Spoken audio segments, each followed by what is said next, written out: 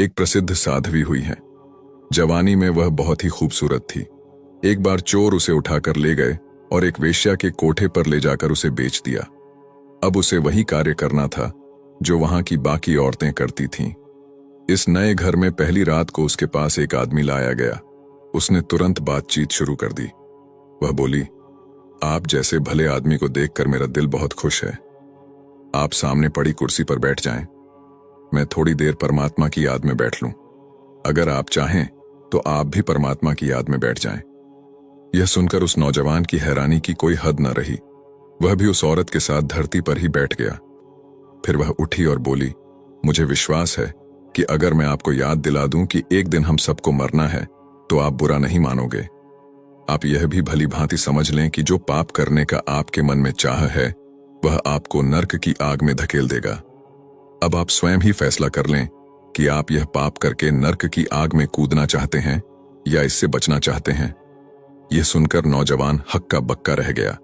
उसने संभल कर कहा कि ऐ पवित्र औरत, तुमने तो मेरी आंखें खोल दी, जो अभी तक पाप के भयंकर नतीजे की तरफ से बंद थी। मैं वचन देता हूं कि फिर कभी ऐसी जगह की तरफ कदम नहीं बढ़ाऊंगा। हर रोज नए आदमी उस औरत के पास भेजे जाते। पहले दिन आए नौजवान की तरह उन सब की जिंदगी भी पलटती गई। उसकी मालिक को बहुत हैरानी हुई कि इतनी खूबसूरत और नौजवान औरत है और एक बार आया ग्राहक दोबारा उसके पास जाने के लिए नहीं आता, जबकि लोग ऐसी सुंदर लड़कियों के दीवाने होकर उसके इर्द गिर्द घूमते हैं। यह राज जानने के लिए उसने एक रात अपनी पत्नी को ऐसी जगह छुपाकर बिठा दिया जहां से वह उस औरत के कमरे के अंदर सब कुछ देख सकती थी। वह यह जानना चाहता था कि जब कोई आदमी उस औरत के पास भेजा जाता है तो वह उसके साथ कैसे पेश आती है। उस रात उसने देखा कि जैसे ही ग्राहक ने अंदर कदम रखा, औरत उठकर खड़ी हो गई और बोली, आओ भले आदमी, आपका स्वागत है।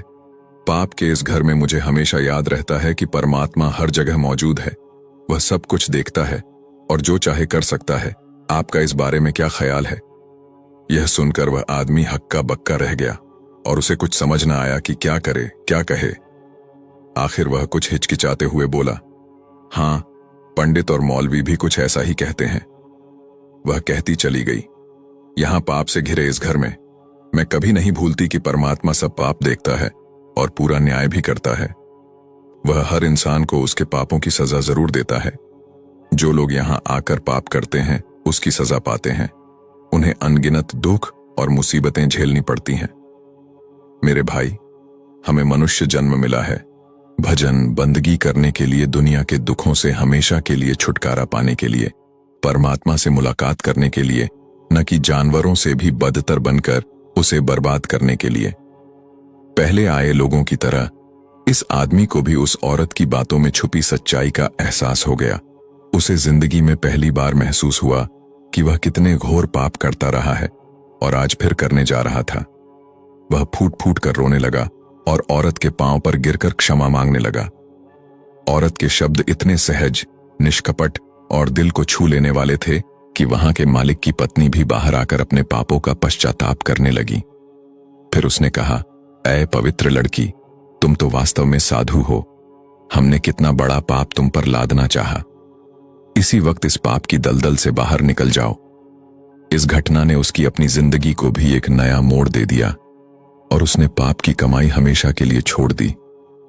ईश्वर के सच्चे भक्त जहां कहीं भी हों, जिस हालात में हो, वे हमेशा मनुष्य जन्म के असली उद्देश्य की ओर इशारा करते हैं और भूले भटके जीवों को नेकी की राह पर चलने की प्रेरणा देते हैं। यह औरत कोई और नहीं, महान साधु राबिया बसरी थी। इसलिए हमें हमेशा माया के लोभ से बचना चाहिए और ज्यादा ना सही पर कुछ समय भगवान की आराधना में जरूर लगाना चाहिए।